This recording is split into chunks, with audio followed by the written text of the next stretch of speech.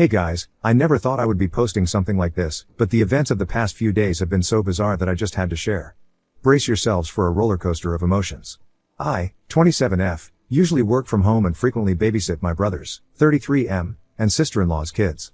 They have 2 kids, Noah, 5M, and Susie, 8F. My brother, Mike, has a rather demanding job. He works as a structural mover and has a 40-hour-week desk job. His wife, Sandra, works as a nurse, so as you can imagine, both of them frequently need someone to babysit. For some backstory, my brother and Sandra got pregnant when I was in college and used to live at my parents' house. They used to live with us and I was forced to kind of turn into a live-in maid.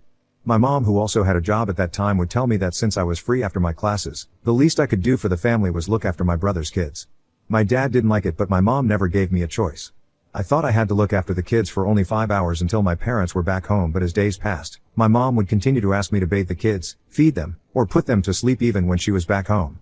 I didn't blame her because I understood that she was tired too, but I was practically spending 7 to 8 hours looking after the kids, which was not only for free but it also took up all my time. These kids were young and were an absolute terror. They were extremely hyperactive throughout the day and would run around throwing toys everywhere. If they demanded something and I didn't listen to them, they would start smashing things around the house and I would have to clean up after them. My thing is, I am not maternal and I was also very young. Being the youngest sibling, I had no idea how to take care of children, especially the ones who would run around screaming and throw tantrums if their demands weren't met.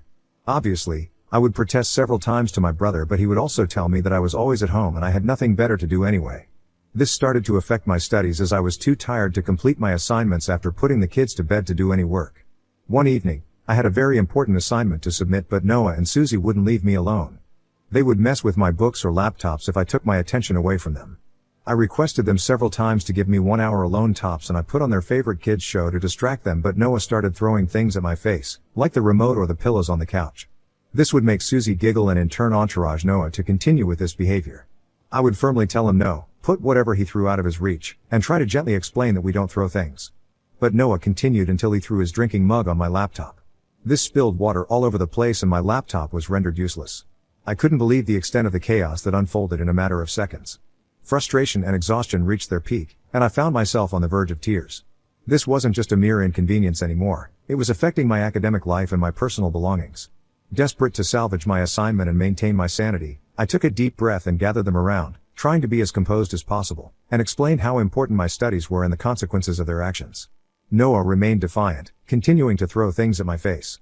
I felt beyond frustrated and felt a mix of anger and helplessness. I decided it was time to take matters into my own hands and told Noah that he was on a timeout. I switched off the TV and asked him to sit in a corner facing the wall. Noah's eyes widened and he started to cry, but I didn't listen to him and put him on the chair. Gigi, seeing this, immediately quieted down. When my brother found out about this, he absolutely lost his mind over me putting his son in timeout for misbehaving. He started yelling at me that I am not their parent, so I don't have the right to punish his kids. I sternly explained the situation to him, emphasizing the toll it was taking on my academic responsibilities and the irreparable damage done to my laptop. I told him how I needed to get my laptop repaired now because of his kids, so he needs to pay for the damages. My brother started to yell at me that I was being extremely selfish and kids were going to be kids, so I should not blame them or him, and that I should have known better than to use my laptop in front of them. I told him that I was being forced to look after his kids, which was affecting my studies, so I had no choice but to complete my assignments while I was babysitting them as no one else was willing to help me out. My brother yelled at me that we were family and this wasn't a big deal as they were my niece and nephews. He continued to berate me that if I punished his kids then they wouldn't like me. I told him that was fine with me as I didn't need them to like me anyway. I needed them to respect me if they were ever to be in my care. This made him angry and he said how I was living at my parents' house for free and other than college, I had no life anyway, so I shouldn't complain about looking after his kids. He also firmly told me that I wasn't allowed to punish them, so I retorted to him that I was done with him and his kids. My brother was shocked hearing my response and tried to backtrack, but I told him that if he wanted me to look after his kids from the next day, he would have to either start paying me or look for an alternate arrangement. I continued to tell him that my services would no longer be available to him and that he was free to find someone else, since he clearly wanted some pushover doormat for his kids to walk all over, and that wasn't going to be me. Later that night, my brother must have told the rest of the family and my mom decided to barge into my room demanding that I apologize to my brother and his kids. She insisted that, as a sister, I should be supportive and help my brother without expecting anything in return. However, I wasn't about to back down. I calmly explained that while I loved my brother and his family, my time and efforts were valuable, and I deserved fair compensation for the unexpected babysitting responsibilities. As the tension escalated, my dad intervened, rushing to my defense. He reminded my mom that I had a right to be compensated for my time and effort. He pointed out that babysitting wasn't a small favor but a significant commitment that warranted acknowledgement. The argument between my parents continued to escalate, with raised voices echoing through the house. My sister-in-law finally stepped in. She acknowledged the validity of my point and offered to start paying me the next day and wanted to settle on $50, but I refused, saying that this was too cheap for me to look after their kids for 8 to 9 hours every day. My insistence surprised them, and they questioned the amount I was asking for. Undeterred, I demanded $80 per day, a figure that reflected the time, effort, and stress involved in taking care of the kids. My brother yelled at me that I was being greedy, but I replied that he could try finding someone else then. They begrudgingly agreed. I also demanded that they help pay for my laptop, which their little minion had destroyed, and my sister-in-law agreed. Although my mom continued to express her disapproval, the compromise was reached, and the following day marked the beginning of a new arrangement. I was compensated for my babysitting duties. This arrangement continued until I moved out of my parents' house. At first, my brother would continue to insist that I should keep looking after the kids, but he quickly realized that it was impossible for me as I stayed at the office for long hours and wasn't back at home until 8 p.m. He had no choice but to find another solution. I was never again troubled for looking after his kids except on rare occasions, which I was okay with because, at the end of the day, I did love my nephew and niece. Last year, I started working from home permanently as I got a very nice job and I had the option to switch to work from home. I absolutely love my job as it pays me well and I can afford to live in an affluent neighborhood. When my brother found out about this, he started to go back to his old ways and would find an excuse every day to leave kids with me. It's important to note that at this point, I wasn't asking him for any money, nor did he ever offer me, as I thought this was only going to happen for some time. Surprisingly, my brother wasn't thrilled about this and would go to great lengths to avoid confronting me. He resorted to leaving his kids on my doorstep in the morning and would only call me after he had safely retreated into his car, leaving me with no option but to bring the kids inside. In my attempts to reason with someone in the family, I spoke with my sister-in-law multiple times about the situation. However, she insisted that I should be more understanding and help him out since he had been recently promoted in his job, hence he was spread thin. I didn't mind looking after my brother's kids once or twice a week, but taking care of them regularly was affecting my job. I realized he wasn't going to change until I taught him a lesson. The next time he left his kids on my doorstep and called me to inform him, I lied and claimed that I wasn't at home. I threatened that I would call the police and CPS on him for abandoning his kids on my doorstep. He started yelling at me that I should just come back home wherever I was, but I told him that if he didn't turn his car back and pick up his kids, he would be answering the police the next time. This made my brother speed back and take his kids. Later, my mom and my sister-in-law called to tell me that my brother had to miss his work as he couldn't find an alternate option, and as a result, his boss shouted at him for missing work. My mom blamed me and told me that I was working from home, so if my brother wanted me to help him out, then it was my family duty to do so.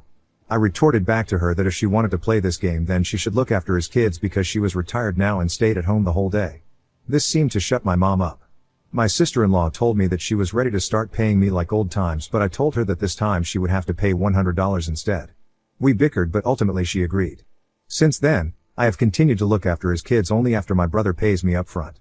It has been several months now and the children love spending time with me. A few days ago, my brother asked me if I could babysit his kids for the upcoming holidays as he and his wife were planning on going on a trip with their friends. Usually, I would agree, but I already had plans to go to Mexico with my boyfriend and my friends, so I told him that I couldn't do it and he should ask our parents. Hearing this, my brother got upset and told me that I was young, hence I could look after the kids by myself, but our parents are old now and won't be able to keep up with his hyperactive kids. This is essentially true as my mom has arthritis and my dad has a back problem. I told him that he should then try contacting his friends for help. He got upset and started telling me how he and his wife really needed a break and that I could always take a break later. I told him that this was my first international trip and I was not going to postpone it for his kids. I told him that I wasn't going to cancel my plans as I needed a break from work, and he blew up and started yelling about how I should not even be tired because I just sit at home all day and don't have any kids of my own, at which point I just hung up on him after telling him no once again. So, last weekend, I embarked on my trip to Mexico with my boyfriend and my friends. We were having an amazing time and I was letting loose after working hard the entire year. This vacation was well deserved. On my third day, I woke up to 8 missed calls from my brother. Getting worried and concerned for him, I called him back immediately. He picked up the call and sounded panicked, claiming that Susie wasn't doing well and was having trouble breathing. He continued to tell me that she was admitted to the hospital and it was a family emergency. You see, Susie does suffer from asthma, so I panicked hearing him and my brain stopped functioning. My boyfriend sat up seeing my reaction. My brother told me that I needed to come back home and be there for Susie. Feeling all stressed and anxious, I tried to get more info about what was going on with Susie. But my brother was dodgy and didn't give me clear details. With my mind all over the place, torn between family and my plans, I hung up. My boyfriend and friends were supportive, suggesting we should all go back home, but I didn't want to ruin their trip. Worried, I rearranged my plans, booked the earliest flight back, and rushed home, expecting the worst.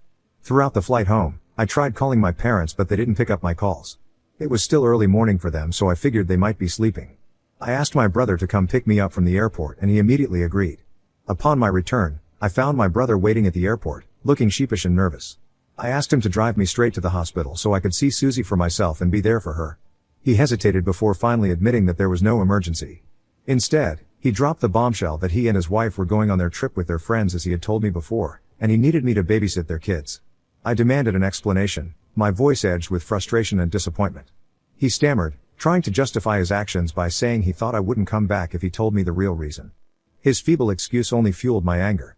I felt betrayed and used. My concern for Susie turned into resentment for my brother's manipulative tactics. At that moment, I made up my mind. I wasn't going to let this slide. I decided it was time to teach my brother a lesson he would never forget. No more playing games, no more falling for his tricks. I needed him to understand the gravity of his actions, the emotional toll it took on me, and the strain it put on my life. As we drove to his house, a fire burned within me. When we got there, my sister-in-law was outside with luggage, looking all sheepish. I instantly knew she was part of the plan to trick me into coming back home. She hugged me, apologized, and said there was some money for me on their nightstand. Before I could say much, my brother and his wife took off in a hurry to pick up their friends for their trip. Standing there, trying to cool off, I couldn't believe the nerve they had. I was so angry at their attempt to manipulate me and downplay the whole thing. Little did my brother know, he was setting himself up for the shock of a lifetime. I was going to take my ultimate revenge and make sure that they would never dare leave me with their children for the rest of their lives. As I stepped inside, I tossed responsibility out the window. When Noah and Susie woke up, I told them that for the next 3 days, they were allowed to do whatever they wanted in the house. Noah asked with excitement in his eyes if he could have ice cream in his bed, and I told him why not, and he was free to eat whatever he wanted in his bed. He rejoiced while Susie asked if she could use her mother's expensive makeup to play dress up as her mother had asked her to not touch them. I told her that she was free to use whatever she wanted. When my parents called me back, I told them about what had happened.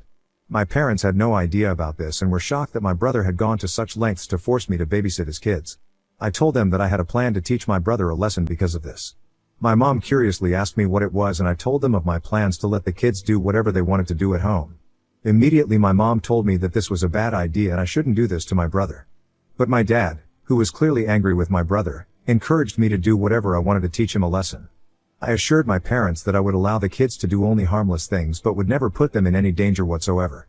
As you can imagine, the kids went crazy and the chaos continued throughout the 3 days.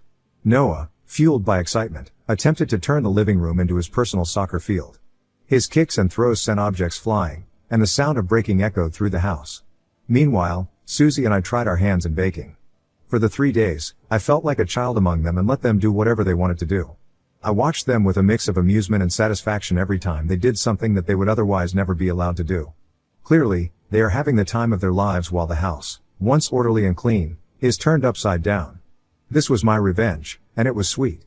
I made sure to capture moments of their masterpieces on camera, knowing that these images would be part of the lasting memory of my brother and sister-in-law.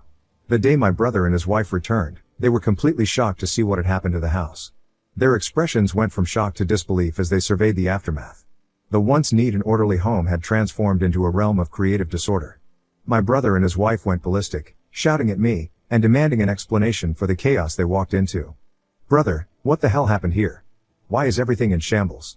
Me, "Oh, hey there. Just a little redecorating courtesy of Noah and Susie." "Brother, redecorating? Are you out of your mind? We trusted you to take care of them, not turn our home into a disaster zone." "Sister-in-law, this is unacceptable. Look at the mess. And what did you let Susie do with my makeup?" "Me, oh, Susie wanted to use them. She's got quite the talent with makeup, don't you think?" "Brother, stop playing games. This is not what we agreed upon." Me, "Exactly, we didn't agree on anything because you left me standing in your driveway after forcing me to take care of your kids." My brother's face turned several shades of red hearing this, and he began shouting louder. He told me that I was being unbelievable right now and that they trusted me to look after their kids. I scoffed and told him that trust goes both ways and they had tricked me into cutting my trip short so they could selfishly go on their trip. I firmly told him that the mess the kids had done could be cleaned up and he should take this as a lesson to never mess with me ever again. My sister-in-law demanded that I repay her money back as I had destroyed the house, so I told her that I took care of the kids for 3 days and her $150 was the least she could give me for the 3 days I had looked after her kids. I told them that I was not going to let them push me around anymore. My brother started to say something, but I stopped him. You know what? This is the last time you will ever see me. I am done being manipulated, taken for granted and treated like a doormat. The next time you try to dump your kids on me, I will involve the police and get a restraining order on you. Consider this the end. Their faces froze, registering the gravity of my words. I turned around, gathered my bags, and walked out, leaving behind a house in disarray and a family stunned by the unexpected turn of events. Since then, my brother has been calling me, complaining how he and his wife are now stuck cleaning around the house, and the least I could do was apologize to her for being a brat. He is blaming me for everything and continues to say that he didn't do anything wrong by calling me back for my trip. So Ida for teaching my brother a lesson and giving him an ultimatum? Update 1. My mother reached out to me in just a few hours as I had expected her to do so. She demanded that I call my brother and my sister-in-law and apologize to them for being so harsh. She continued to tell me that she knew that this would happen, which is why she had tried to discourage me. She told me the only way I could fix things was if I gave back the $150 along with an apology. I was floored hearing my mother supporting my brother again when clearly he was at fault. I wanted to cry when she continued to berate me without considering my feelings. I cut the call short and haven't picked up her calls since. I have talked with my boyfriend regarding all this, and he believes that I need to take a break from my family at least for a short while so I can sort out my feelings. I think he is right, and I plan on taking a break from everyone. Update 2. Surprise, my Sil reached out to me with an apology. A few days after the chaotic incident, my sister-in-law reached out to me with an apology. In a subdued tone, she admitted her mistakes and expressed genuine remorse. She acknowledged that she shouldn't have let her excitement for the trip cloud her judgment, allowing my brother to manipulate and lie to me. She realized the unfairness of taking me for granted and letting her desires blind her to the consequences.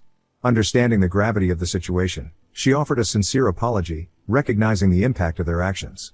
She then started to plead with me not to punish the kids for their mistakes by emphasizing that they love spending time with me and hoped I would reconsider my stance on babysitting them in the future. However, I remained firm in my decision. I assured her that I wouldn't be babysitting the kids again, reiterating my unwavering stance on the matter. Despite her hesitation, I decisively rejected the idea, refusing to be swayed by manipulation or guilt trips. I stood firm on the boundaries I had set. I told her that while I appreciated her apology, I do believe that actions speak louder than words, hence she or my brother shouldn't depend on me in the future for any babysitting duties. The call concluded with a mix of emotions, but I was glad that she did apologize to me. Update 3. It's been a month since I shared the story about what went down with my brother. Things have improved a bit since my sister-in-law apologized. My brother kinda said sorry too, but it wasn't really heartfelt. My dad had a serious talk with him and scolded him for messing with me. I haven't responded to his apology yet. On a brighter note, my boyfriend surprised me with a spontaneous trip to make up for the fact that I had to cut my last trip short. We took a road trip to the countryside, and it turned out to be exactly what I needed. The scenic views and peaceful atmosphere helped me unwind from the chaos of the past month. It felt like a breath of fresh air, a much-needed break from the drama. During the trip, my boyfriend and I explored and enjoyed local cuisine. The laughter and shared moments created new memories, overshadowing the recent family drama. I can't help but feel grateful for the thoughtful gesture. It wasn't just about the trip, it was a symbol of understanding and support. It made me realize that even amid family issues, there are people in my life who genuinely care about my well-being. I still have my brother's half-hearted apology lingering in the back of my mind, but for now, I am choosing to focus on the positive moments and the kindness that surrounds me.